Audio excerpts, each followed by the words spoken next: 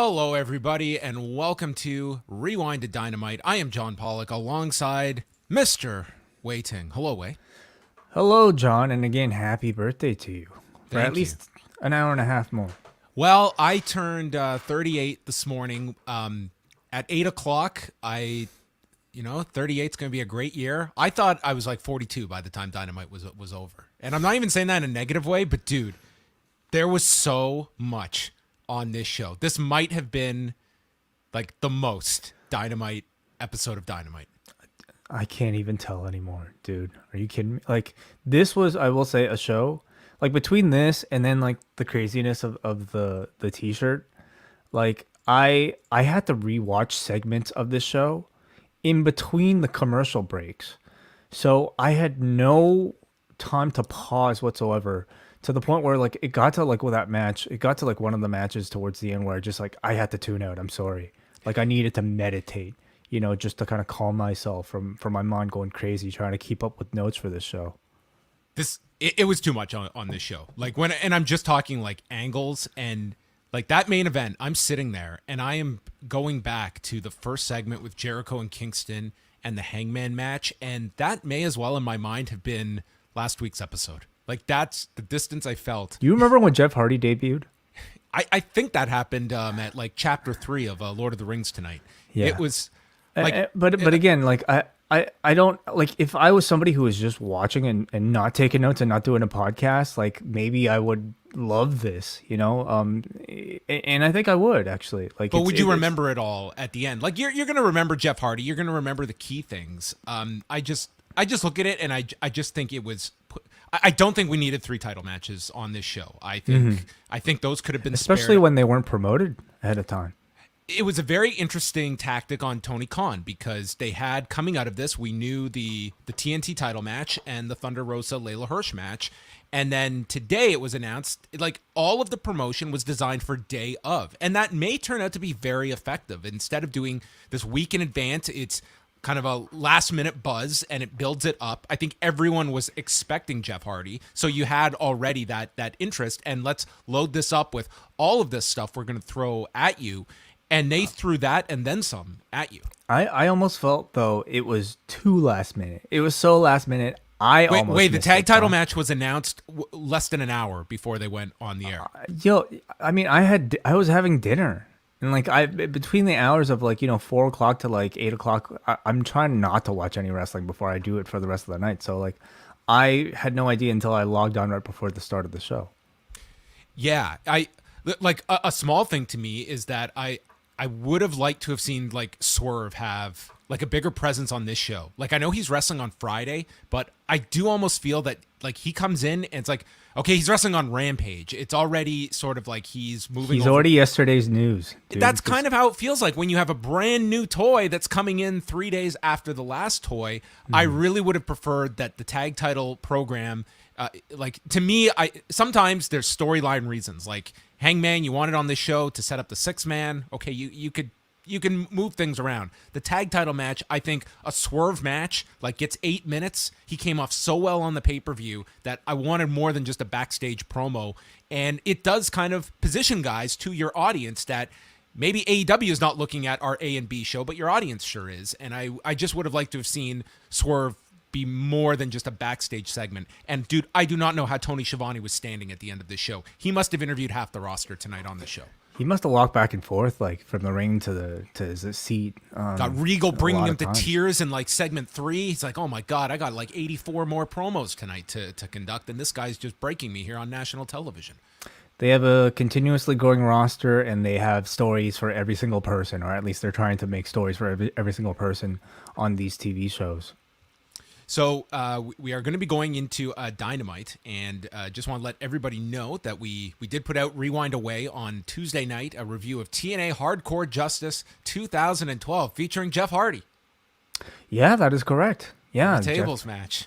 It's going to be a lot of Jeff Hardy on Rewind-A coming up.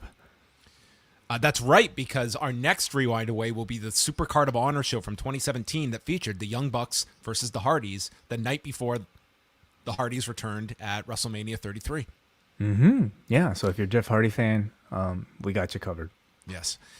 So that is up there for all members at postwrestlingcafe.com. Of course, the Post Wrestling Cafe members get a minimum 2 bonus shows per week. You also, for the Post Daily News Show, if you'd like to just listen to the show, when you sign up for the cafe, you get a custom RSS feed, and that gives you the audio version of the Daily News Show that we do each and every weekday at 1 Eastern. And we're going to be having several guests on this week. We are going to be having on Thursday a gaming reporter, Mike Straw, who just did a report on Fightful Select this week. And we're going to be chatting with him about the release of the WWE 2K22 game, and not so much going into the nuts and bolts of the game itself, but more so why this is such an important release for WWE, and 2 non-gaming experts in me and Wai interviewing a gaming reporter. So I'm looking forward to that, because I think this is a big release for the company, and coming off like a pretty tumultuous last 2K release from WWE. Yeah, me too. I mean, as somebody who hasn't really been following any of it, I'd love to know what the early reviews might be for a game like this, and what it means for 2K and WWE's relationship. So look out for that on Thursday, live at 1 Eastern time. But let's get into Dynamite, and opening up the show, we've got store.postwrestling.com. Jeez. I leapt out of my seat. This was awesome. Of course, Eddie Kingston, few days ago, or maybe a week ago, it seems, tweeted about, I mean, he's always tweeting out, things to do with All Japan Pro Wrestling in the 90s. It's clearly his favorite wrestling. He it's in his wrestling offense. It's in his tights.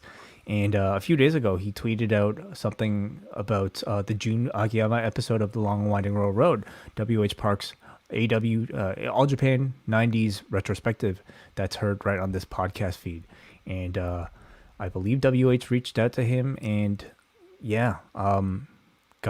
we sent him a shirt, and there it was on the TV just a few days later. Look at that. So, you got a big angle to shoot. You know what to wear. Exactly. Absolutely. Store.postwrestling.com. Support the great work of WH Park. I was watching this, and when he came out, like, it was the first time I got like a real good look of this shirt on a physical human being. I was like, it looks really good. Like the it's like 4 faces, but they all stand out in a nice way. Like, it's a very nicely designed shirt. It's a play off of the Long Winding Road Beatles design from their album. Well, it looks fantastic. I don't even have one of these, so. It's a hot shirt. I don't know if I'll be able to get one. I mean, I think you should ask a certain person. Well, maybe they'll hook you up. Well, folks, store.postwrestling.com. That's your hookup. So Jericho is the first one out, and he calls Revolution one of the greatest nights of his career. His neck is sore, but it was one of his best matches ever. He thanks Eddie Kingston. It awakened something inside of him, something he thought did not exist any longer. But I didn't live up to my word, and my word is everything. The crowd is chanting, shake his hand. He wants to pay that debt to Eddie Kingston and invites him out. Kingston comes out, shirt and all, and he says he's going to get very real here. He wasn't going to show up at the pay-per-view. He wanted to drink and let that poison eat him up because he doubted if he could win the big one. Jericho had gotten into his head, and he lists off all the big matches he has had in AEW and losing all of them. He was afraid. But I was not going to miss this pay-per-view because of 4 people he met at the Fan Fest on Saturday that said that because of his Players Tribune article, it saved their life. And he went back, and he's not ashamed to say he cried in the hotel room after that match because he wanted to make those 4 people proud. And the whole crowd is chanting Eddie. This was phenomenal. It was. And, I mean, I think what makes this man so special, besides his taste in T-shirts, is his ability to just sound so incredibly authentic. And I have no doubt everything he said was the complete truth. And I think it's why the crowd connects so much with him. He just comes out and there's no bullshit about him. So, yeah. The whole crowd is chanting Eddie, and he asks, what inside of you made you not want to shake my hand after? That's not a me problem. That's a Chris Jericho problem. I dragged out the best Chris Jericho, the man who went to Japan, who competed in the J Cup, who fought Eddie and Dean, and Jericho proved Kingston and everyone wrong. Or sorry, Kingston proved Jericho and everyone wrong. He is still the man. Oh, sorry, I'm getting all mixed up here. He was referring to Jericho proving his critics wrong, and says that is not enough, though, to fill that hole in your chest, that you can't respect people like me. Jericho says, I do respect you, and thanks Eddie Kingston for one of the best matches of his career, and offers his hand, and they shake hands. When all of a sudden, Daniel Garcia and 2.0 storm down to the ring, and they start attacking. Santana and Ortiz run down for the save. They're fighting them off, and Jericho has his bat, but instead attacks Santana, Ortiz, and Kingston.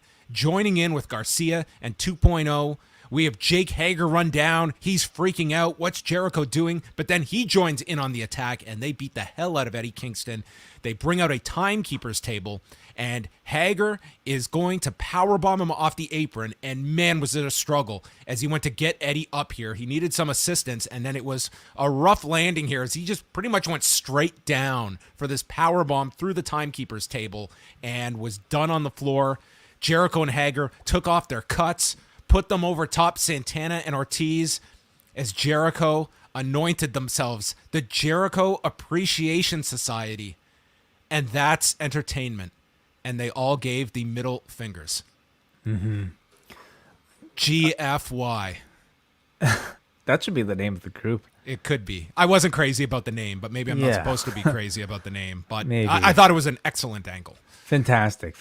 From the beginning here, I think this segment shows just how much Chris Jericho understands about babyface psychology. He came out here embracing the Judas sing-along. He was smiling. He admitted fault, showed guilt on his face for his actions on Sunday. Reflected the reaction that the crowd... Like, it's not like someone's coming out there with a ho-hum match and overselling it. That was the reaction everyone had. That we were literally saying that this could be Jericho's best AEW match and one of his best matches in years and years. Totally. It was not him overselling anything, and that instantly you have this, like you're on the same wavelength with your audience before you're about to fuck them. Yeah, he was agreeable with us. He took responsibility for his actions. And I also don't think he overdid it. He didn't come out, high-fiving people. He didn't come out just being like, hey, I'm a good guy now. Like, it was just enough to convince us that, okay, this is where the angle is going. He is going to become a babyface now. Maybe, mutual respect angle. Did just enough to get us caught off guard before the turn. I thought Jericho was just absolutely great here. Of course, Kingston, with his promo, just kind of further endearing himself to the audience. The note about him, like, kind of talking about some of his internal struggles. He cut a great promo, I believe, after the match too, that you could find online. But like, that's some of the material I wish they had a bit more time to get into before the match itself. But clearly this is a program that's going to continue. So I'd love to see maybe a continued, like him trying to continue to deal with those issues vocally in front of this audience. Yeah, I thought this was a great start to the show. Really, really strong. And, a major angle here, which I've got to say, though, by the end of the show, like, I don't know if this was maybe top of mind for people by the end, because there was just so much piled into this show that this felt like a distant memory by the end. Yeah. I mean, I think the headlines are mainly going to be about, like, maybe the title change, but certainly I think Jeff Hardy is going to grab a lot of headlines. But like the moment this was like the death of the Inner Circle, like, pretty much. I mean, this was like. By the way, Tully Blanchard got fired from FTR. Oh, dude, don't even get me started. Like, don't even get me started. I haven't even thought of that. There was a lot, yeah, absolutely a lot. But I have a feeling, in the hours after the show, like, if you're going on the message boards, and like the good stuff does ultimately kind of filter out, and this was one of the good things on the show. So now we kind of have our lines divided, right? We've got Kingston with Proud and Powerful, which I mean, fantastic, great. Sammy seems to be off doing his own thing. Hager, evidently, I mean, they could have had everybody break off, but they decided Hager was still a good fit with Jericho, and probably needs the association with Jericho. I don't see Hager going off and doing his own thing. And I think 2.0 and Garcia and Jericho benefit from having the Muscle as a part of the stable. He's still got a role there. He's most effective as Muscle, as part of a group. So I love that he came out and like showed a bit of internal struggle. He didn't just attack somebody blindly. Like, he had to decide between his loyalties right then and there, and he made the decision right then and there to join Chris Jericho. So big elevation for 2.0. I mean, look at this. Squarehead joining with Chris Jericho. Who could have seen that coming? Well, that will be interesting. Like, when Jericho is like, he's going to be very hands-on with this stuff. And like, if you see a much more serious tone to 2.0. Yeah, or maybe they lean into the comedy and you just have like, like just craziness like with those three all the time. Daniel Garcia, I think a lot of people probably wanted to see him join this Mox and Brian stable. That's probably not looking like it's in the immediate future, but nonetheless, maybe that's not the best place for Daniel Garcia. Why be another technician in a team of technicians when you can be the sole technician to go head to head with somebody like a Brian? So the next segment saw a recap of CM Punk and MJF's dog collar match and post-match comments from CM Punk that if anyone in the locker room really wants the old CM Punk, you've got what you wished for. He had detoxed himself of these ghosts, didn't want to go back to this place, but that Punk is dead. Long live CM Punk. And I will say on this show, with how much there was, I thought it was a very strong positive that this was the only representation of that Punk MJF program. Keep them off this week. They should be selling the effects of Sunday, and that would have just been forcing way too much. I was glad this program at least has some breathing room, and it was limited to this 30, 45 seconds. And you're taking advantage of the strongest visual to come out of like that could be attached to this feud, and that's a bloody CM Punk talking. That's all you really needed, and it was accomplished in a short amount of time. So our first of 3 championship matches was Hangman Page against Dante Martin, announced at about, 6 o'clock. So we had 2 hours for Dante to get ready, the number 2 ranked singles competitor. And they had a nice match here. Martin did a reverse cross off the middle rope and then was caught with a fall-away slam. They went through picture-in-picture. Martin landed a missile drop kick and then sent Page out, landing a moonsault off the middle turnbuckle. Martin comes off the top, and it's countered with a Liger bomb in midair by Hangman Page. And there's a series of counters on the floor. They're bouncing all over the place, and it ends with Martin going for a springboard. He's shoved into the ring and nailed with the buckshot, and Page pins him in 7 minutes and 33 seconds. A very good match, of course, as you would expect. This seemed to be, the rankings worked out, of course, but it also just seemed to be a way to cap off a Dante Martin singles run, which has been absolutely fantastic so far. Something that nobody really, I think, expected after his brother got injured. And, you had Hangman call attention to it, which was really nice.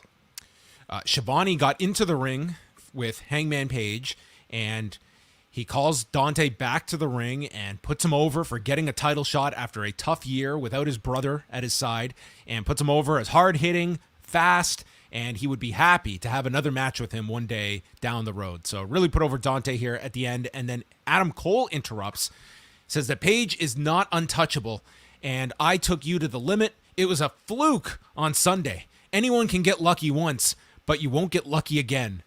So he proposes next week a 6-man tag, and I'm going to make your life a living hell as his days as champion are numbered. It seemed like Page was perfectly ready to put this title on the line again, and then Cole throws him 6-man tag, and okay, sure, we'll do a 6-man. But I mean, in AEW, don't you have to abide by the rankings? Don't you have to go through some hoops? Doesn't he have to tell Tony, hey, can I get a title eliminator? Then maybe he can get the shot. I don't know how it works. Maybe he could have just had a title eliminator like Thunder Rosa got. And, you're right. Yeah, and he could be right back in there. Do we have new ranking? The new rankings came out today, and we've got ranked. Okay, Wardlow is first, Dante is second, Adam Cole is third, Lance Archer is fourth, and Powerhouse Hobbs is fifth. Okay. So he's third. He can't just challenge. Maybe this 6-man is a way to get there. I guess so. So there's some strategy behind this. So there you go. They're each going to find teammates for next week and a 6-man tag at St. Patrick's Day Slam. Yeah, with the tease that Cole at least at this point was teasing that the Bucks would be. Yes, that's what you were led to believe. The idea that you might get the Bucks and Red Dragon on opposite sides. Tag team match, Bryan Danielson and Jon Moxley together with William Regal, who was promoted as William Regal on this show. We had been hearing Tony Khan constantly refer to him as Lord Regal, but they were going ahead here with William Regal like they did on Sunday. Yeah, interesting. They must have cleared, he must have cleared something at some point. So this was Regal's first appearance on TBS since early 2000, 22 years since he's been on TBS. Early 2000. Yes. This was before he had gone to the WWF as the Man's Man in 98, and then got fired and went back to WCW in 99. And that run lasted, he was there like exactly a year and then left like February 2000 and then would go back to WWF. Well, I actually believe he had a segment, I believe, on the simulcast with Nitro and Raw because he was the GM at the time. You're right. Good call. And Tony, in fact, it was Tony who it was. I mean, that would be TNT, but nonetheless. Oh, I'm sorry. Well, whatever, a Turner show. But what's interesting from what I remember was it was Regal making some sort of disparaging remark about WCW as part of Raw. And then it was I think it was Tony Schiavone picking up the broadcast and having something to say about Regal. So correct me if I'm wrong, chat room, on that. But anyway, it's interesting to see the two of them back together and clearly very good friends. Yeah. As I recall, the way it worked out was that when his WCW deal ended, he was signed by WWE the next day. It was immediate that they signed him because it had always been the legend was that, that Benoit match he did at the Brian Pillman Memorial won him his job back, but he had already been signed going into that. But that was the match that really opened everyone's eyes of just this this big renaissance for Regal, who, I mean, if you read his book, it was some dark times that this guy got through, and that I would think a lot of people would not be able to get through. It is a miraculous story. So he's in the corner of Danielson and Moxley and their opponents, the workhorsemen of J.D. Drake and Anthony Henry. Regal comes down. His facial expressions were great here. He's just walking down the ramp. He's shaking his head at these two fools that have decided to be the first victims for Danielson and Moxley. And this was great. Unfortunately, it was only 4 minutes, but it was still a hell of a fun 4 minutes that they had. Moxley just stomps down J.D. Drake in the corner. Danielson is attacking with kicks. They announce that because the Paige Dante Martin match was given a 60-minute time limit and ended so early, we're going to add Wheeler Yuta versus Pac. Sure, why not? Amazing.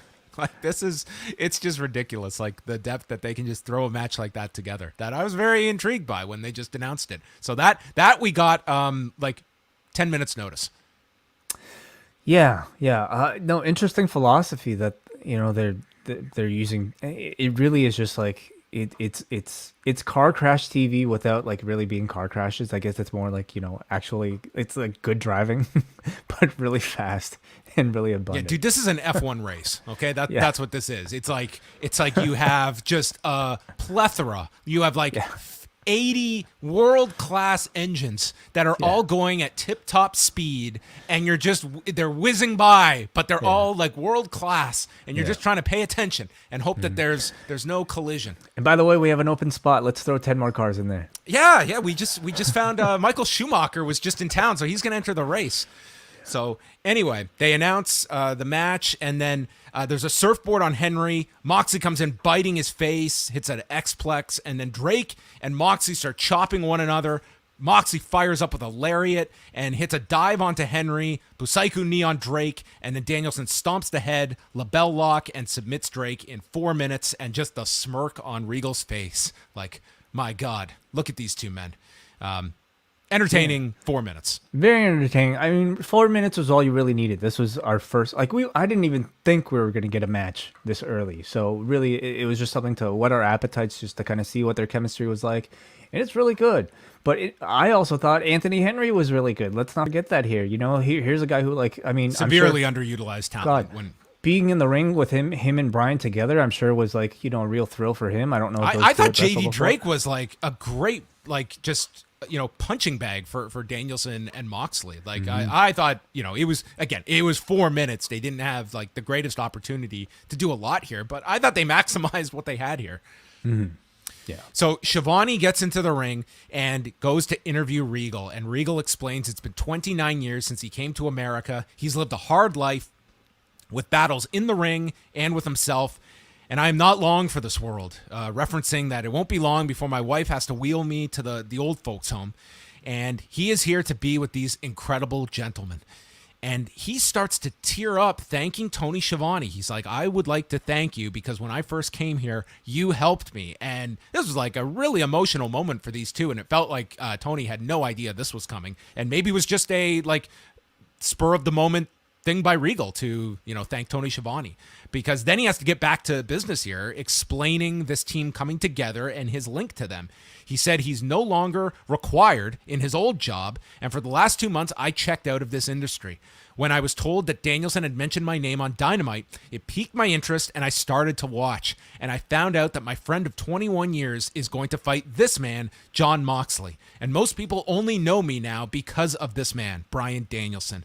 I am here to help people become better professional wrestlers, and Bryan Danielson is the perfect wrestler, the wrestler that I should have been, but he didn't have the problems I had, and he goes over their history, training through all hours, and how much of a sponge Danielson was, soaking up all of his knowledge. And then 11 years ago, I met this man, this rogue, and the physical and psychological issues we had with one another would make the devil cry, and calls this the perfect combination, and gives warning to any team: you will not like the outcome. Step up or get stepped on.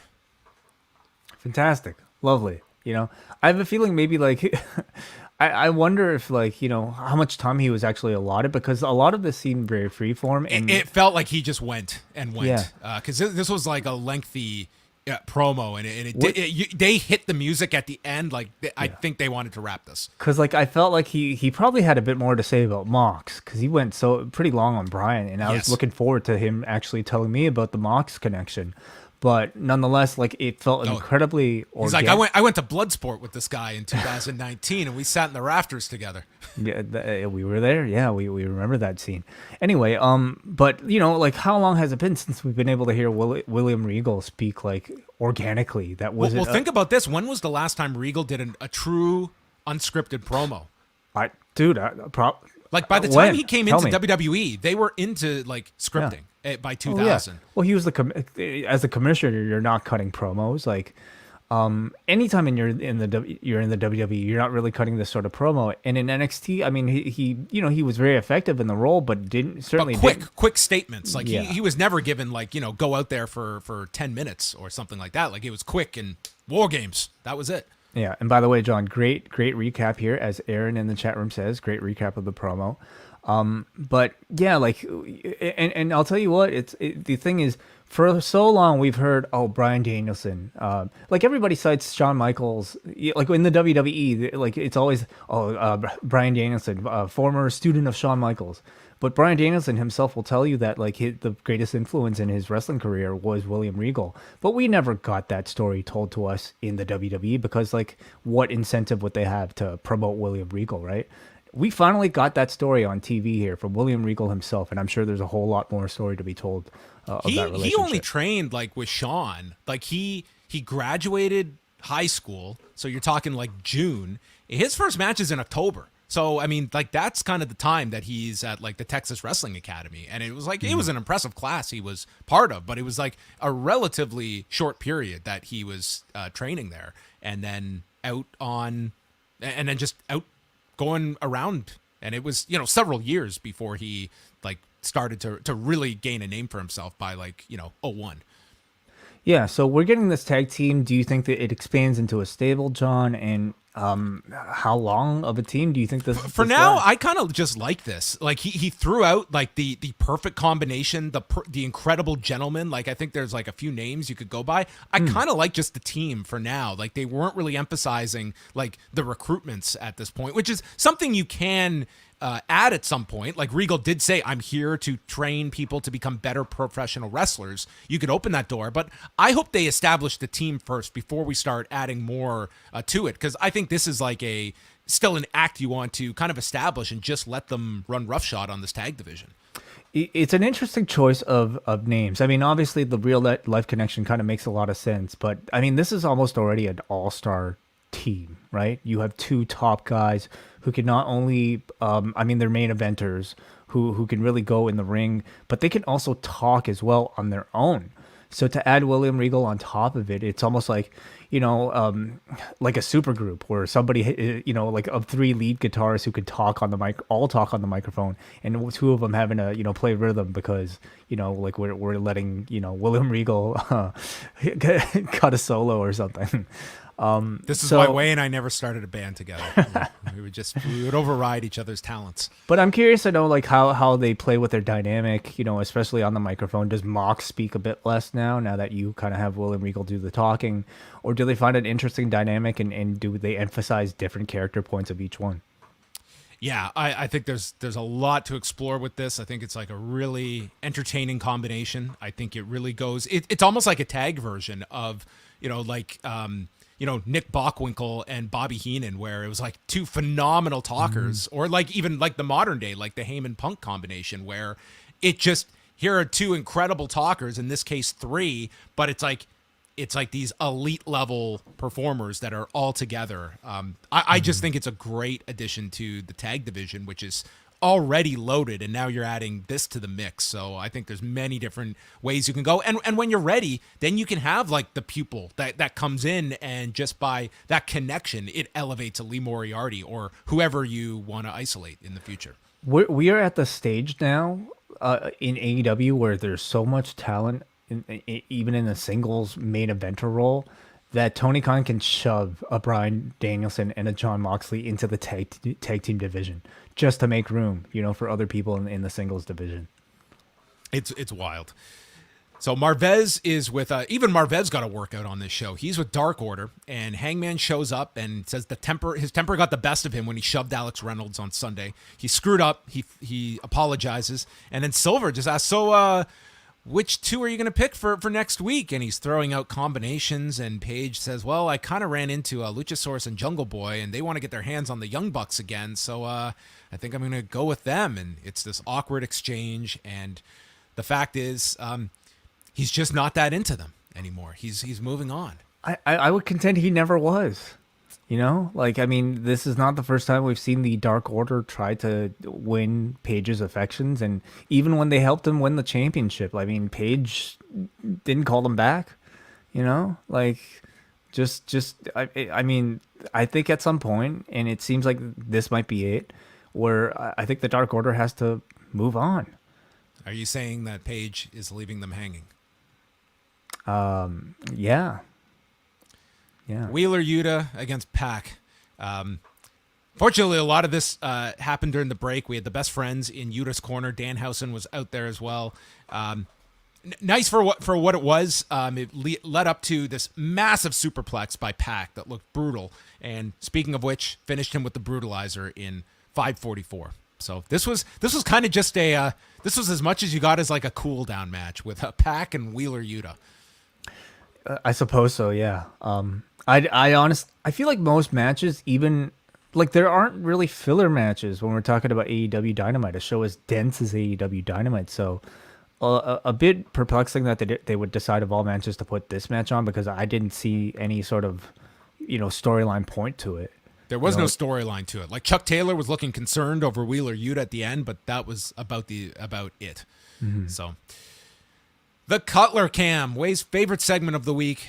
The Young Bucks are with Red Dragon and Adam Cole, and Cole says that Revolution was not the best night for any of them. The Bucks blame Red Dragon for not winning the tag titles, and Cole says he's going to change all that, and he's about to announce his partners for next week, guys who like to party, who have a history with Paige, and Matt Jackson cuts him off saying they don't want anything to do with Hangman Page, and Cole says, well, I wasn't going to pick you. I was going to pick Kyle and Bobby Fish, the party animals. So that is who Cole is going to be teaming with next week. So Cole, O'Reilly, and Fish against Hangman, Jungle Boy, and Luchasaurus, which should be great. Should be, yeah. Marvez is with FTR. They have just been eliminated in 2 consecutive battle royals. So what are you guys going to do? Dax says how pro wrestling was his first love up until he got married and then had his children. And they have to challenge Red Dragon. And Tully interrupts. He doesn't want any part of this Red Dragon bullshit. We're about winning championships. And it gets so heated that Cash Wheeler, he's cashing out. Tully is fired. Cut. Tully is gone, yeah. So on this episode, not to get ahead of ourselves, but Tully is out, presumably out from FTR and from the Pinnacle. Wardlow is no longer in the Pinnacle. Is the Pinnacle even a thing anymore? No, it feels like it's Spears. Probably going to be like MJF and Spears. Although, I think that this whole Wardlow thing is going to be he is going to be held to this contract. They are going to do they're going to play out like the worst case for Francis Ngannou. Only he doesn't have a sunset clause, okay? It's going to be, you have like a champions. They should actually have a champions clause in MJF's contract where if he wins a title, it just rolls over for X amount of infinite years, and he's making, we have established he's making good money here, but I see this totally being like they are going to hold him to a contract, which I think wrestling fans can totally get into a story like that of someone being held. They're going to do like Mustafa Ali. Sure. Yeah. Okay. Yeah, so, but anyway, I took this as like potentially like your Tully write-off. Like I don't know that as fact, but that's kind of how this felt like. It was very abrupt, unless you're going to put Tully with someone else. But man, you have no shortage of managers, and this just felt very. Unless you're going to put Tully with like Red Dragon or something like that. I don't know. To me, that's sort of my thought. I mean, I think Tully is great. He's not somebody who I would. Well, then again, there's so many people on the show, but I think Tully, I don't think he was used to his full potential. This guy never gets to cut promos. He never. Yeah. This was the most he's talked in forever. Yeah. So I think he could be better utilized with somebody else who needs him, and maybe this is what that is. There was they based this entire promo about family, and obviously it was Dax talking about his family, but then Tully kind of mentioning, he has his family. He has his family too. So does that make you think? That he's going to be bringing in Magnum TA. That would be interesting. Sure. Yeah, exactly my thoughts. We will see. We will see whatever that line means. But yeah. So yeah, when you mentioned this, this was one of those angles that I think probably most people forgot by the end of the show. It is now time for the emergency AHFO board meeting inside of the ring. And Matt Hardy wants to start off fresh, but Andrade wants to fire him from the company. Hardy apologizes. He transforms into an asshole when he puts on that suit. And Andrade is going to hold a vote, and Matt says that's pointless because there's no way Private Party would vote me out. So you're not going to have enough votes. Andrade puts his thumbs down. Jose votes Matt out, and Private Party put their thumbs up. But then behind Matt's back, the thumbs go down, and the crowd cannot believe this. And Andrade says you always need to watch your back. Hardy turns around to see that his kids, as he referred to them as, have turned on him. They all attack Matt and this crowd. It was like a light went off. They might as well have just been all programmed that the second Matt gets attacked, they're all chanting, Jeff, Jeff, Jeff.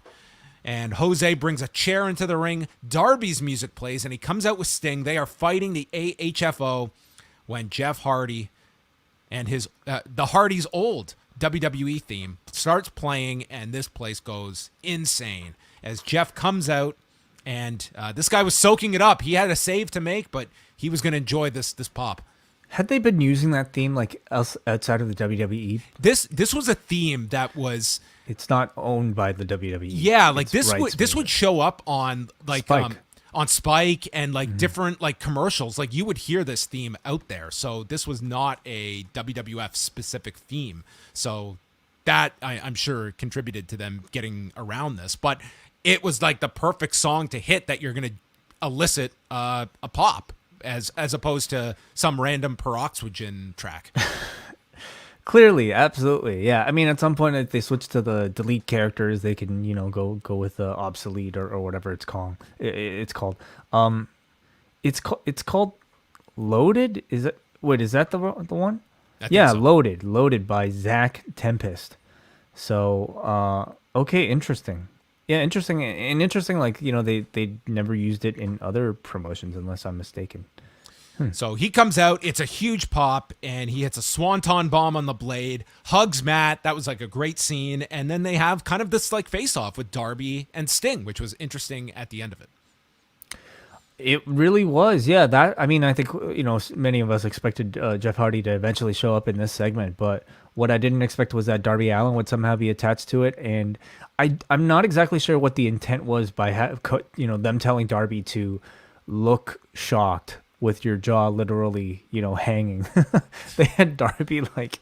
Darby is not watching YouTube interviews that Jeff Hardy is conducting, obviously. No, obviously not. But they had Darby like basically look... Oh man, who am I thinking? Like, I want to say like Ruby Soho, but with his mouth instead of his eyes. like it almost looked comical. Like Darby looked shocked, and it was just like like the whole time. But I guess Jeff and Sting, they're gonna have to one up each other on their balcony dives. all three of them about so. it, you know. Yeah. But it's interesting because, like, I mean, I think you know, Darby Allin clearly. I think many people they compare him to Jeff Hardy as like AEW in this generation's version of Jeff Hardy. So Tony Khan, I think, clearly understands that, and you know, for Jeff Hardy's first appearance in his company, pairing those two names together, I'm kind of curious to see where it goes. Yeah, I think that you've set up a few things here. Like you can do the Hardys and Private Party. You can do the Hardys and eventually do like Sting and Darby. There's even like the Butcher and the Blade. Like you can go through a few kind of just, you know, just build up to, like the Hardys' first match in AEW, and then you move on to something of more substance. But you already saw like Matt Hardy put out like this YouTube video that he had taped in advance of, you know, this is the Hardys wanting to go for the tag titles that they have not won yet.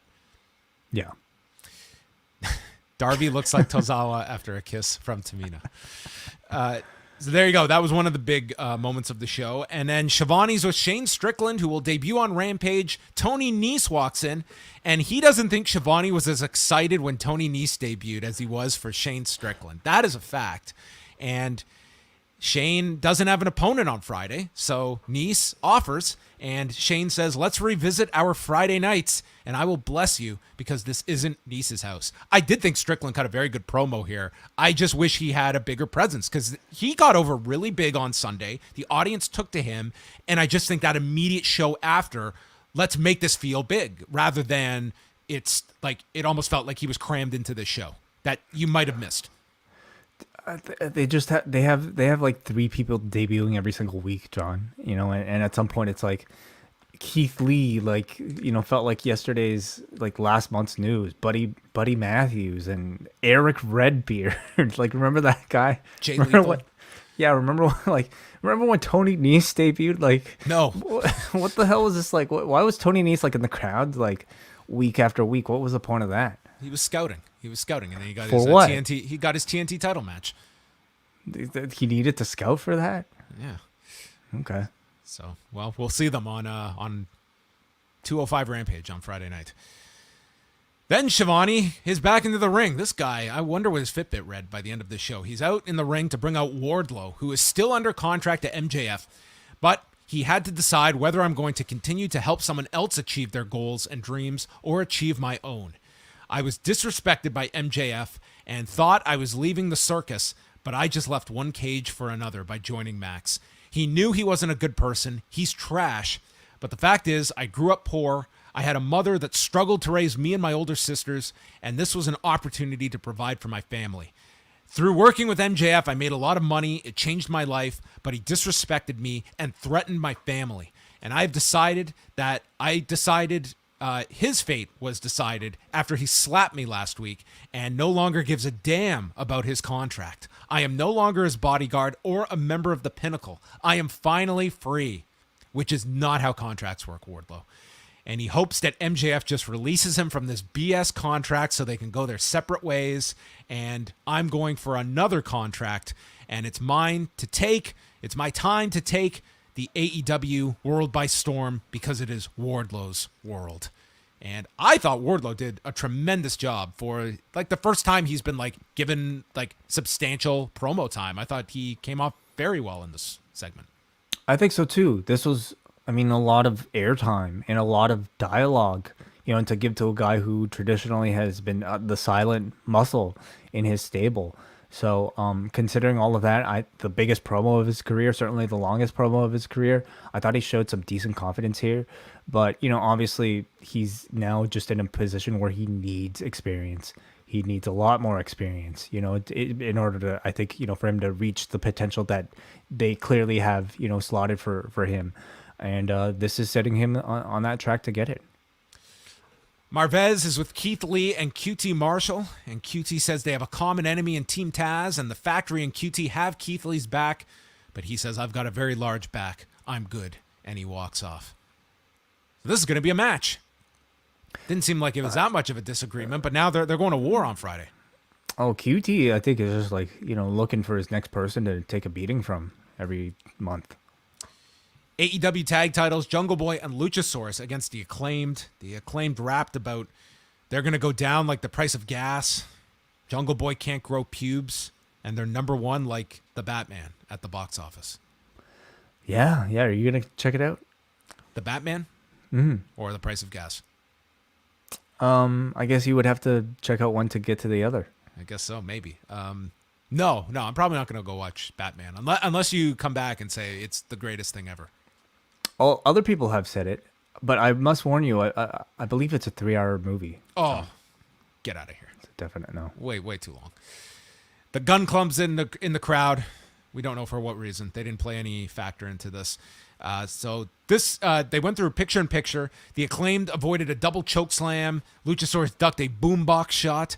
And then we saw Bowens knock Jungle Boy off balance off the top. Luchasaurus gets sent to the floor. There's a mic drop by Caster. Luchasaurus makes the save. And then Luchasaurus grabs the boombox. Caster kicks it into him. And the Acclaimed go for this double team maneuver. It was almost like Killer Elite Squad's Killer Bomb, but then into a spike pile driver. And Jungle Boy kicked out of this.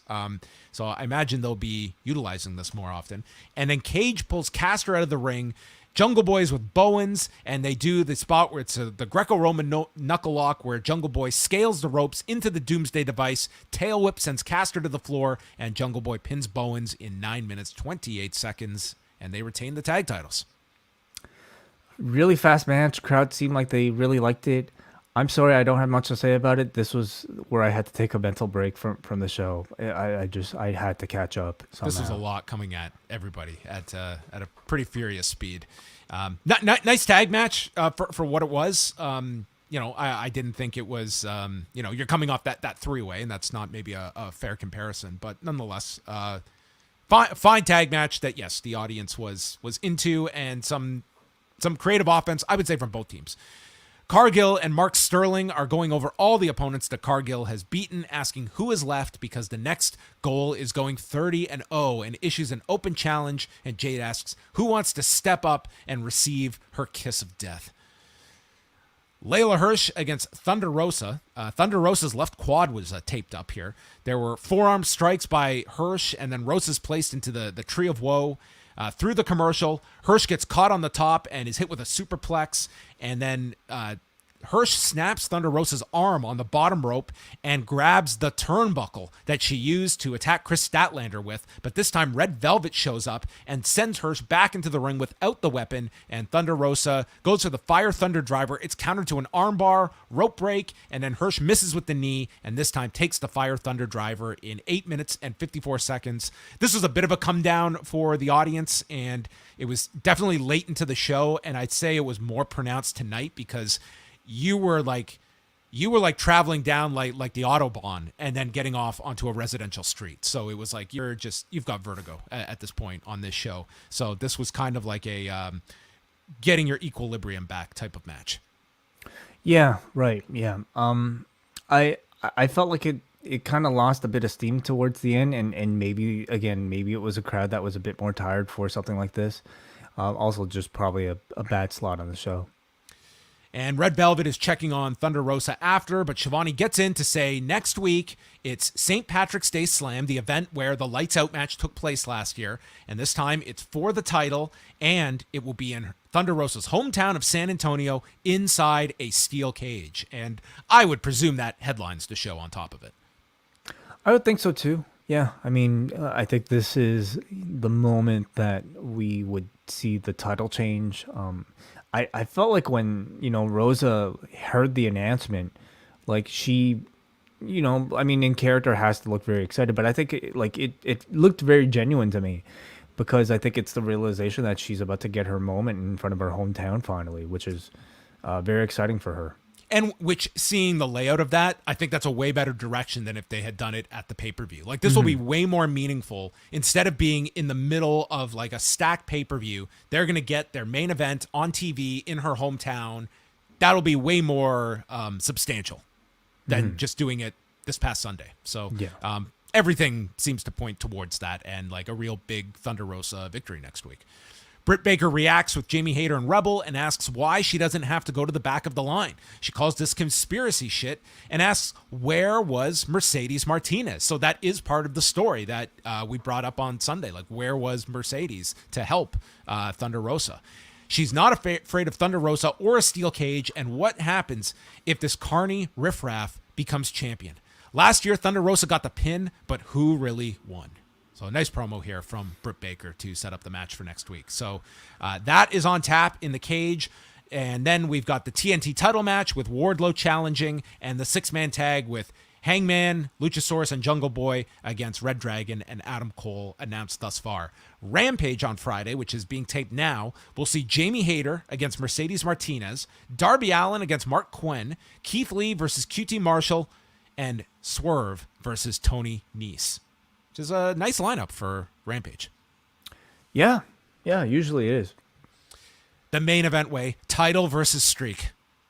Were you aware of this streak? I was not. No. This one's a lot more legitimate than Happy Corbin because Scorpio Sky has legitimately not lost a singles match in AEW since March 10th of last year. Wow. During that time, the Men of the Year lost a tag match to Darby and Sting, and Scorpio Sky lost a match outside of AEW. But that's it. Those are the only losses in the last year that he has had, and not a singles one in AEW. Has he had many significant wins, though? It's not like... I would say like a lot of them have been on like Dark and Elevation, so that has certainly propped it up. But they have quietly kept him largely unbeaten for a year, which I don't think many people were aware of until they pointed this out recently. So Ethan Page and Dan Lambert are out with Scorpio Sky. The match starts. Scorpio Sky goes for the Jorge Masvidal flying knee to Ben Askren, but he misses. This is a great start to the match. They go to the floor.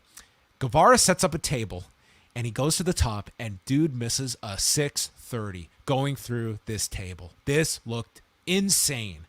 They go to picture-in-picture. Ty Conti runs down to check on Sammy Guevara. The trainers are out, and Sky is just killing time in the ring. There are no countouts apparently here. So, is this our first on-screen acknowledgement of Ty Conti and Sammy Guevara being together? On screen, yes. Yeah. So, that was the acknowledgement there. And then he's being helped to the back, but then he comes back and rejoins the match. And you've got the intensity picking up here with the strikes. Sky is just going to the body with big knees from the clinch, and Guevara violently gets thrown out of the ring. I thought Ty Conti was great here. Like, she was just in so much distress here, looking after Sammy, who is just dying. I mean, it reminded me of the type of match that we saw with Will Ospreay and Michael Oku and Ty Conti playing Amira Blair in this match. Yeah, Sky was a great heel here. He's getting into Ty Conti's face saying, you can't help him. Here, I'm going to kiss him for you. And he kisses him on the cheek. I thought this was some of Scorpio Sky's like best heel work. And then all of a sudden, Paige Van Zandt is in the front row and gets right into Conti's face. She's seated next to Austin Vanderfort. The crowd is chanting for Sammy. And Guevara lands a kick and hits the springboard cutter, but Sky kicks out.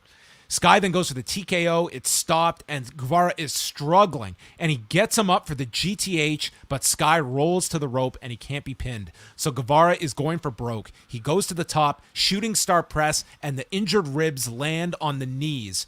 Dan Lambert gets onto the apron to distract Bryce Remsburg as Ty Conti pulls Ethan Page off of the apron and gets attacked by Paige Van Zandt and run into the steps. This distracts Guevara, who is then hit by the TKO from Scorpio Sky, and Sky pins Guevara to become the new TNT champion. And then after, Paige Van Zandt lays out Conti with a kick and signs her contract on top of Ty Conti. Yeah, on her butt. Yeah, this was like Punk signing his WWE contract on the ROH belt. Yeah. Oh, okay. Yeah, good match, of course. Got a lot set up here. We got Ty Conti versus Paige Van Zandt. We were wondering who the opponent was going to be for Paige now that Brandy wasn't here. And I think Ty Conti's a great choice. And absolutely. Possibly like a mixed tag that you could do here with Guevara and Ty if you want to involve like Scorpio Sky or Ethan Page. Lots of options here. I was very impressed with this main event. They had a lot to follow on this show. Scorpio Sky was terrific, and Sammy Guevara is just another level. I was very impressed with this main event. Yeah, like I think earlier on, like when he had the TNT Championship, really wasn't feeling the Sammy run so much. But in the last month or so, the man has had some really incredible in-ring performances with the belt. So I think history will look back on his run pretty favorably. But yeah, we wonder what's next for him. He's no longer a part of the inner circle. I want to see more of him, on screen with Ty Conti as like maybe this sort of mixed tag pair. That sounds really interesting to me. And we'll see. With Sky winning the belt, I think traditional booking would indicate that Wardlow next week would win. Is that too predictable? It depends where they go with this MJF thing. Like MJF could return on next week's show, and that kind of detours Wardlow from the TNT title. He gets, the title match is robbed from him. I mean, you could put the title on Wardlow. I don't know if you should do that, but I think it really depends how this MJF program is mapped out. Yeah, I also wonder if people would be upset if like Scorpio Sky was only a transitional champion. As somebody who I think many people consider undervalued, underutilized. I'd keep it with him. I saw a lot in him tonight. Like he really stepped up in this big role. Wardlow's got a program. Like the title should be this elusive goal for his. I don't think like once you get the title, like then what? You're not gonna have MJF programmed over. Well, he did set his sights for the world championship, but I mean, of course, he should say that. Every wrestler should say that. I just think Sky needs the title a lot more than Wardlow right now. That I would not switch it, and you've got this angle ready with Wardlow. But I really enjoyed this main event. So my criticism of the show is just there was just so much. It was just overwhelming of just so many angles on this show that it was hard to keep up. And maybe in a different setting, if you're not paying attention to every single segment, like as long as the key stuff lands, that's what you want to do. But I always hate when you're like shooting angles and they're just going to be forgotten because bigger stuff is naturally going to be like a tidal wave. Yeah. It's hard for me from like my perspective to say what's whether or not that works or not, because I'm talking about it from the perspective of somebody who has to take notes and pay attention in detail to every single segment so that I can come up with something to say for every single segment for a podcast. And it can be very frustrating when you're doing it with a show that's this. How would you feel fast. about us just having a conversation about this show if you had no notes? If I had no notes, yeah, I'd be curious to try. Yeah, would you want to try that one week where we don't take notes and just talk about the results? We could. Sure. Okay. Yeah, why don't we? That'd be overwhelming. I think we'd miss a lot of stuff, but we could always try. We could just look at the results, like this person beats this person. There's no way Tully Blanchard was fired on this show. There's no way. The show would be faster. Clearly, we get the show. It would kind of be like our NXT reviews, like on the daily update. But there you go. Very newsworthy show. You cannot deny that. A lot happened on this show, and very curious to see the number. Like they're coming off the pay-per-view, which is traditionally a lot of momentum for Dynamite. I think Jeff Hardy, I don't think that was like purposely was not a well-kept secret. So you had that intrigue, and they did like a crazy like last couple of hours of push. So this was really designed at like online promotion for the show and word circulating of, man, all this stuff is happening. I don't want to miss this show because it feels important. I just don't think that was effective, at least not for me. Like, I'm not, if you're not online between the hours of, 6 o'clock to 8 o'clock, you wouldn't know at all. So, I mean, are we giving them too much credit? Like, could it just be that they didn't have a card until 6 o'clock? I would venture to guess that they probably had the show mapped out. Like, why wouldn't he have announced it on Busted Open when he announced the other Moxley and Bryan teaming together? I mean, I don't think that it was necessary. Like, the news was Danielson and Moxley are teaming up. That alone is like a news cycle, and every site runs with it. And then we're going to introduce the opponents later. I don't think JD Drake and Anthony Henry, God bless them. But Paige defending the belt, I think, significant. Yeah, I would have wanted to announce like an AEW title match, regardless of like if it's a Dante Martin or not. That is something that should be promoted for more than 2 hours. I think I agree with you, definitely. So let's go to forum.postwrestling.com. Do we have any super chats? Yeah, we do, actually. Thank Let's you do those first. For reminding me. Yeah, we got Ruza, frequent supporter of the show. Ruza sends a $7.99 Australian dollar super chat, and he says, "Happy birthday, John. Use this for a Tim Hortons coffee. Dynamite was insane. Regal is king. Can't wait for Double or Nothing already. Rosa, Baker, let's fucking go. Let's go. Let's go. Let's go. A $7.99 Australian dollar coffee. I think that can get you a couple coffees. Oh, okay. Well, there you go. Set it up. Thank you, Ruza. All right, forum.postwrestling.com, where all of our patrons, after every single one of these shows, can leave their feedback. Do you want to start, John? We go first to Bruce Lord, a promo and angle heavy episode of Dynamite, but also one which gave some TV time to up-and-coming talents.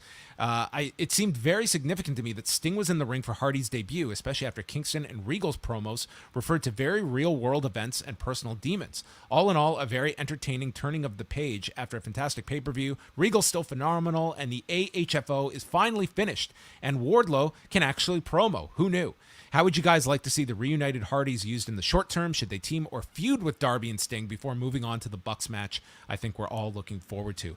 I think the Bucks should be, down the road, like when they, and maybe like something like Double or Nothing constitutes down the road potentially. Mm-hmm. It's like I would imagine they have.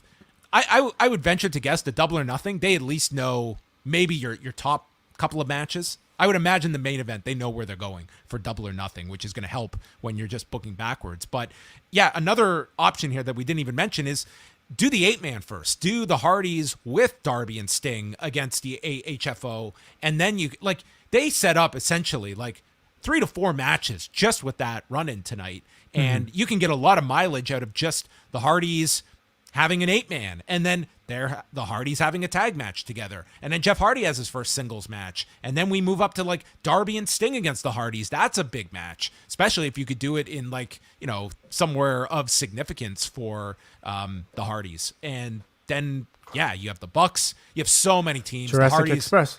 The Hardys and FTR, the Hardys and Santana and Ortiz. Like, there's a lot of different options of where you can go that I think they will get a lot more mileage out of this Hardys reunion than they did in 2017, where it felt like within a month they had kind of exhausted it. I think so too. But I'm also curious to see how the current version of the Hardys is able to match up stylistically with, the AEW standard, which is a lot more there's going to be a high expectation for these matches. Yeah, and I think I think we've seen Jeff can still go at a pretty high level. Matt, I'm not as sure about, and when it's one thing for Matt Hardy to wrestle as part of the AHFO as like the third man, next to Private Party. It's another for him to have to live up to the expectations of a Hardy Boys styled match. So, I'd love to see them, if it means adjusting your style to adapt to your limitations so that you work smarter but work differently. I'm very curious to see if there's that evolution of the Hardy Boys. And for the Hardys, and this is a positive when we talk about the roster size at AEW, they do not need to be wrestling every week. They don't have to be wrestling every other week. I would make it special when they are wrestling, and it gives them the ability, especially for a Matt to be going all out. That these tag matches are going to require a bit more than what he's been doing. To space those matches out, those big performances. We got a Brian from New Jersey who says, a heck of a show to follow Revolution. I did not see Scorpio's win coming, but it came off as a big deal. I love the opening segment ending in the emergence of the Jericho Appreciation Society, loved Regal's promo, and the book-ending matches were the big in-ring highlights, but fun stuff across the show as much as there was. Yeah, I would say those that opening angle was terrific with Jericho and Kingston, and then you have the Hardy arrival and the Scorpio Sky title change. I would say those 3 things should be your big, I think, takeaways from the show. Jesse from the 6. I feel like breaking up the Inner Circle, the AHFO, and the Pinnacle on one show was a bit much, and the commentators just went along for the ride. The Inner Circle broke up. Here's a championship match. FTR firing Tully really came out of the blue. Why is it about family for Dax? Is his question. Why did the Young Bucks or Red Dragon do to his family? Is Scorpio Sky just Stan Stasiak here, transitioning the belt from one face to another, or does MJF present Wardlow from winning the TNT belt next week? It's certainly possible you could do a title switch next week. You have to see how it is done before you have a conclusion to it. The family thing that Dax was harping on kind of threw me off a little bit there too. But I think he's simply referring to how it's about their careers, right? Something to that effect. Yeah. But Tully was on the same wavelength, was he not? He's saying he's got a family too. No, it totally was like I want to become your manager to lead you to championships, which would obviously benefit their families. But why did they get upset about that? This required a lot more than like 90 seconds backstage. That's my conclusion. And maybe this could have been on another show. But I think Jesse's right in that, like, a lot of these, I mean, these pay-per-views should be sort of like your mid-season finales where like you get a kind of fresh change of direction. Yeah. But because of that reason though, so much changes so fast, you know, in the span of like one episode. And I'll say maybe a lot of those transitions could be done better. You know, like Tully being kicked out, you could have built up to that a bit more. Even Matt Hardy turning babyface, I think you could have slowly sowed the seeds a little bit better than just him being like, I'm a good guy now. Why do you want to kick me out? Here's my brother. I'm a good guy again. You know, like a lot of this stuff I think was a bit hastily put together. I mean, the Matt stuff, they have been doing like the erratic stuff with Matt and at least like What about that was hinting towards a babyface direction though? I mean, you were sowing the seeds here with the problem. Like he was getting frustrated with Private Party. He walked out on them into the arena. So they've been sowing the seeds. But that's him being a heel. Like that's not making me want like.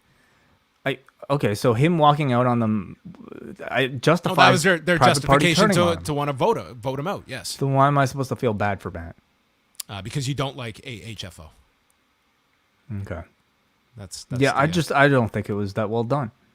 I didn't read this though as the end of Matt in the group, but that the remains of it I think all stick together. Yeah, Matt's gone. It's just the AFO. Right, whatever the AFO. Okay, so you got AFO and AFI now. All there you go. AEW. Okay, we got a Muggin who says a rather story-driven episode of Dynamite. The Inner Circle has come to an end. Wardlow passed his first test on the mic with flying colors. Hangman Martin was good, and the Cole story isn't over yet. I didn't expect Sky to win the TNT title, and with Wardlow being promised the winner, I suspect Friedman will throw a monkey wrench in San Antonio. Okay, we go on to MJ from NJ here. He says, can we add Moxley and Bryan to Eddie and Proud and Powerful and have Blood and Guts 2 with Inner Circle 2.0? No, they are not an Inner Circle 2.0. The Jericho Appreciation Society. Do you think that name's going to stick? I don't know.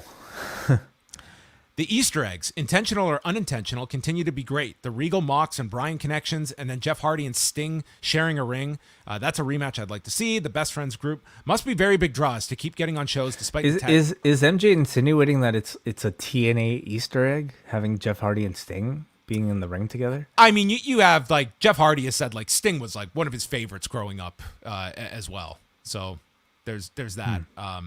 And then, of course, TNA. Who forgets Victory Road 2011? Right. Interesting. Okay. It goes on. Is anyone else turned off by Ty and Sammy's on-air relationship? He literally proposed to his former fiance less than 8 months ago. I mean, it's a couple that broke up, and he's with someone new now. I don't see, like, why would you have a problem with that? We don't, like, you don't know why somebody breaks up. We don't know why somebody gets together. Like, it's not that much of our business. Like, they're just playing characters. Beings. Absolutely. He goes on, the show was a whirlwind, some fully packed nights for AEW. Wonder if it's overkill. Is it overkill? I don't know. Jay from Colorado says, lots of real talk tonight. One of the things I love about AEW is how honest the performers can be in their promos. It makes everybody so much more relatable in contrast to the WWE, where everybody is portrayed as a larger-than-life character. It's such an organic way to not only create baby faces, but to build the foundation of a character. I'm so thankful for the freedom they give performers and promos on this show. It doesn't always work, but when it does, it's magic. You certainly had some great promos on the show, no doubt. So that was definitely a strength of the show as well. And there you go. A very busy edition of Dynamite coming off of the pay-per-view. And now you can go back and you can rewatch Dynamite and give us your updated thoughts. I'll watch it in half speed just to kind of fully digest everything. There were so many things I missed there in the nuance of some of these segments. Alan Cunahan Alan Oh, Forel Alan. himself says, guarantee you guys would be absolutely fine doing the show with no notes. You'd enjoy the whole experience more and would likely never go back. Well, maybe we'll try it, Alan. We Yeah, will maybe see. we will. Anyway. Where you're not allowed. You're not even allowed to touch your pen. Yeah. Listen, it was a show that flew by because you never had any time to stop. Like, this is a fast moving show, and for the most part, it's high quality stuff. Like, the matches are generally at a certain level. Promos are generally very, very strong. There's just a lot thrown at you, and I guess for some, like, that's totally fine, and you're gonna. It's so funny how, like, we're dealing with two shows that are so opposite. Like, on Monday, okay, on Wednesday, it's the show that, like, has so much content, way too much content to fill into 2 hours, and on Monday, it's the 3 hour show with really 1 hour of content, if that. So, I mean, I'm not asking for Dynamite to go 3 hours, but at least, in terms of pacing, like, one would really kind of like there's a happy medium somewhere. Yeah, listen, in the heyday of, like, TNA, like, their shows, they moved fast, and it was like thousands of angles thrown at you, and by the end of it, like, I remember some of those shows we did, and I would not be exaggerating that I would have like 3-4 pages of notes for a 2 hour show. It was just insane how much stuff they would cram into 2 hours. There's always a happy medium, yes, at the end of it all. Okay, that is going to wrap up the show. We are going to be back on Thursday live at 1 p.m. Eastern time with the post-daily news show. So we will be chatting about the upcoming WWE 2K22 release, and then going over all of the latest news as well. We'll chat about NXT numbers. We've got some interesting on sales. It's a big day for AEW on Friday because they have their public on sales for the shows in Baltimore, Houston, their first California shows that are coming up in June, and that Detroit show at Little Caesars Arena. So those are all going on sale. The pre-sale's Thursday, and then the public on sale is Friday, and seeing what they draw at the Forum and Detroit, which I believe that arena is like 18,000 or something. It's a gigantic arena. I don't know what it'll be scaled for professional wrestling, but it's a notable day. Okay, we shall see. Okay, we are going to sign off. Thanks to everybody for tuning in live here at youtube.com/postwrestling. Subscribe to the channel. Give a thumbs up on the video. We will be back here on the channel for the daily news show, and then Friday night for the first part of Rewind a SmackDown. So that is it. Thank you for